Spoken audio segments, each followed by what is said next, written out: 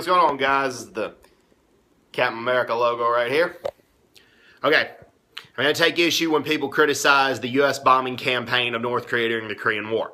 Okay, Blaine Hardin, I have a lot of respect for you. I have a lot of respect for him. He wrote the book Escape from Camp 14. He also wrote a book called The Great Leader and Fighter Pilot. It was criticized Kim Il-sung a lot in that book.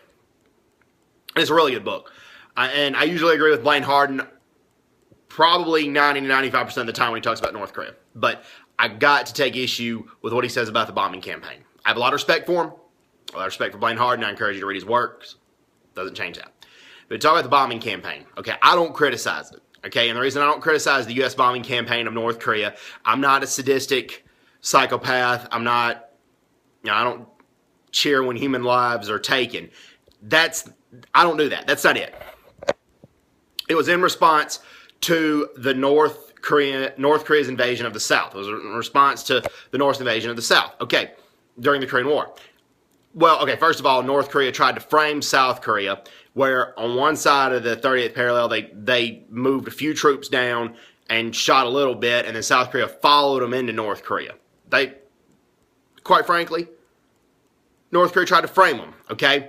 That's minor compared to what I'm going to talk about. Okay, what I'm going to talk about is that North Korea sent children as young as 10 years old in civilian clothes to scout U.S. and South Korean troop positions during the Korean War.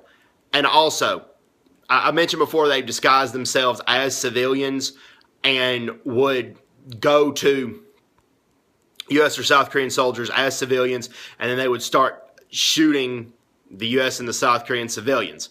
Okay, that happened as well.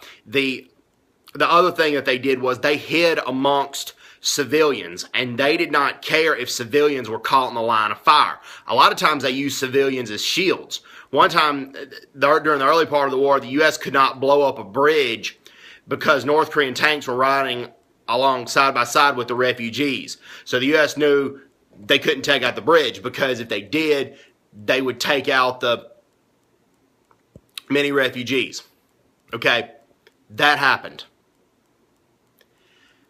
And also at the beginning of the war, a lot of North Korean Yak-9 planes painted South Korean logos on those planes. The North Koreans painted South Korean logos on those planes, and they would get to a lot of transport aircraft that was evacuating civilians. This transport aircraft was evacuating innocent civilians. These North Korean Yak-9 planes would go down and shoot at the evacuating civilians. They would do that. So that takes, in a soldier's mind, a soldier that's fighting against the enemy like North Korea, if they're doing things like that, it takes a toll on your mind, okay? The U.S. did not know who the enemy was. They didn't know who the enemy was, so they are going to try to destroy as much of the enemy country as possible, because they don't know who the enemy is and who is just an innocent civilian. So I think North Korea is wrong to criticize the U.S. for that bombing campaign, and I think the rest of the world is wrong to criticize it.